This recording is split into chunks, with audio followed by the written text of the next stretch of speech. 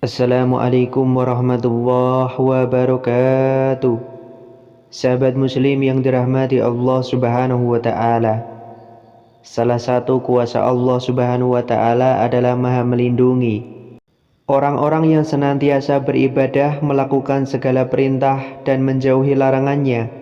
Pastilah akan menjadi orang yang dekat dengan Allah subhanahu wa ta'ala, sehingga ia mendapatkan perlindungannya. Menurut Abu Bakar Jabir Al-Jazairi dalam bukunya yang berjudul Ensiklopedia Muslim, Rasulullah SAW telah menjelaskan golongan orang-orang yang akan dijaga Allah Subhanahu wa taala.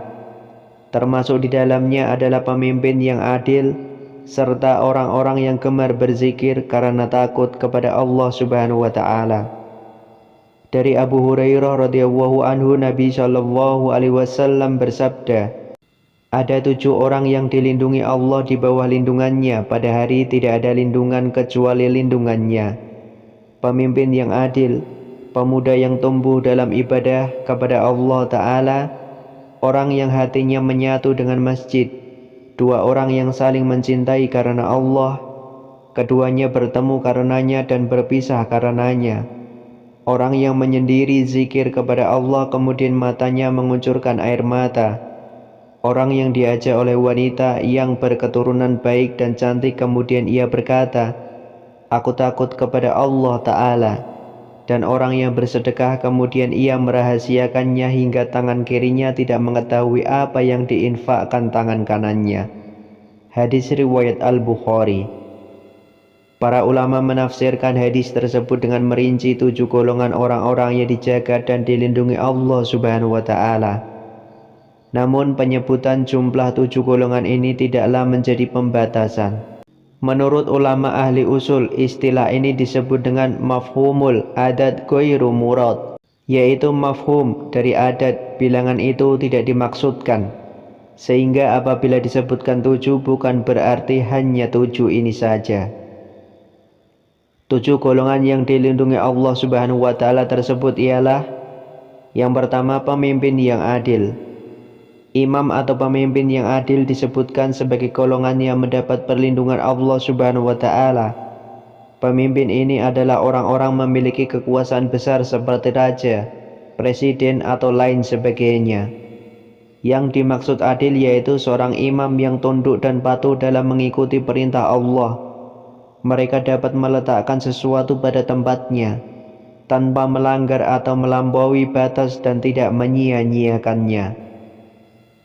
Yang kedua, pemuda yang tumbuh dalam keadaan beribadah kepada Allah. Dalam sebuah hadis dari sahabat Salman Al-Farisi radhiyallahu anhu disebutkan, dia menghabiskan waktu mudanya dan rajin dalam beribadah kepada Allah. Orang-orang di saat mudanya ia mengekang hawa nafsunya dan memperbanyak beribadah kepada Allah akan mendapatkan perlindungan Allah di dunia maupun di akhirat. Yang ketiga, seseorang yang hatinya bergantung pada masjid. Dalam riwayat At-Tirmizi disebutkan, seorang laki-laki yang hatinya terpaut dengan masjid, apabila ia keluar dari masjid hingga kembali kepadanya.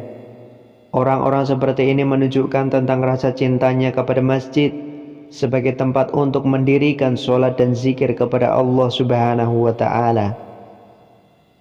Yang keempat, dan orang yang saling mencintai di jalan Allah. Imam An-Nawawi rahimahullah memasukkan hadis ini dalam kitabnya Riyadhus Shalihin pada bab keutamaan cinta karena Allah. Mencintai seseorang hanya karena Allah adalah cinta yang tidak dapat dinodai oleh unsur-unsur keduniaan, ketampanan, harta, kedudukan, fasilitas, suku bangsa, dan yang lainnya.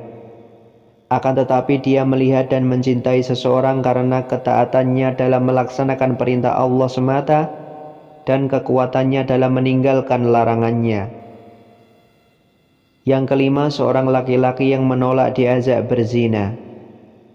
Seorang lelaki yang diajak berzina oleh seorang wanita yang memiliki kedudukan dan kecantikan, lalu laki-laki tersebut berkata, sungguh aku takut kepada Allah.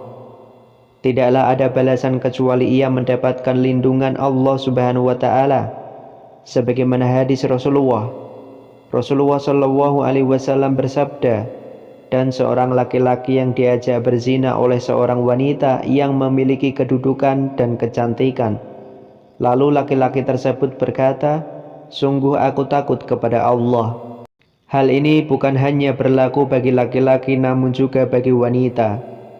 Apabila dia diajak berzina oleh laki-laki kemudian dia menolaknya sambil mengatakan, "Sungguh aku takut kepada Allah Rabb semesta alam."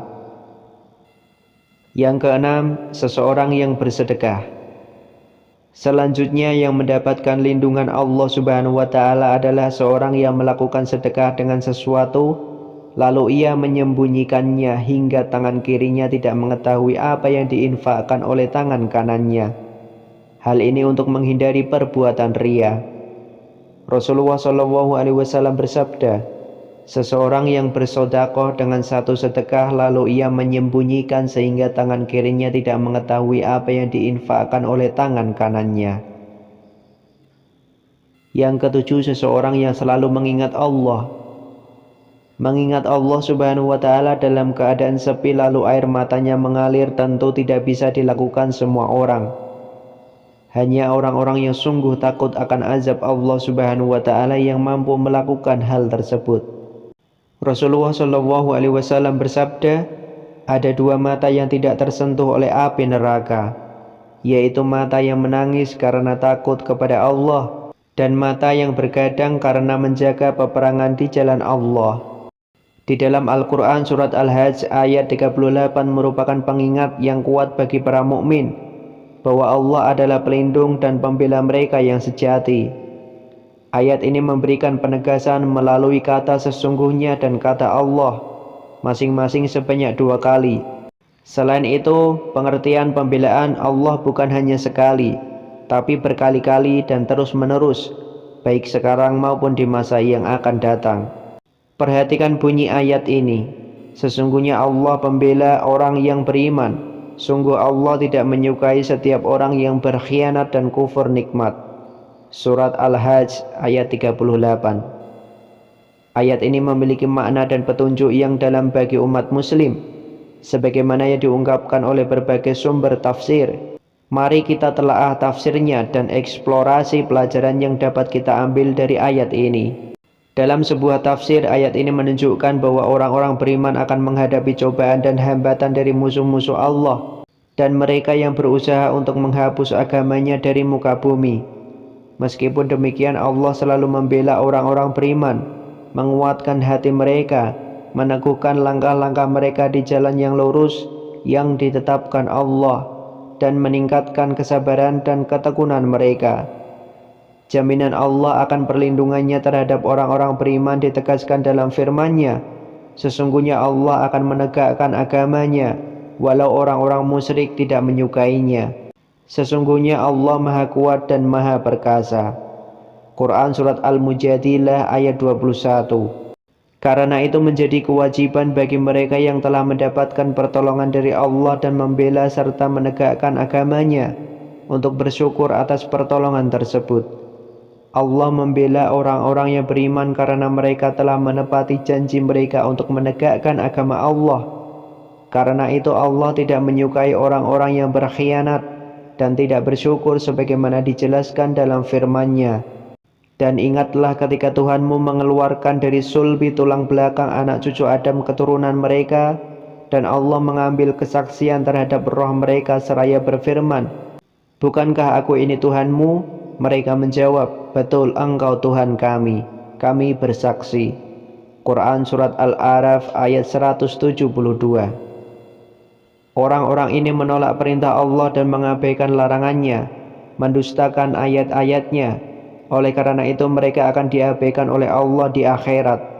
Allah berfirman, sesungguhnya orang-orang yang menyembunyikan apa yang telah kami turunkan dari keterangan-keterangan yang jelas dan petunjuk setelah kami menjelaskannya kepada manusia dalam Alkitab, mereka itu dikutuk oleh Allah dan dikutuk oleh semua pengutuk, kecuali orang-orang yang bertobat, memperbaiki diri dan menyampaikan apa yang telah mereka sembunyikan.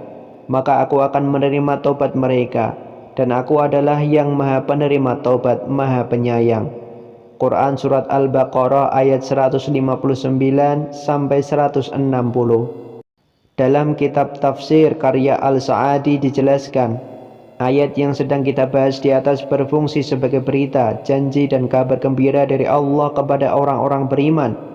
Allah meyakinkan mereka bahwa Dia akan membela mereka dari segala bentuk kerugian yang timbul akibat iman mereka.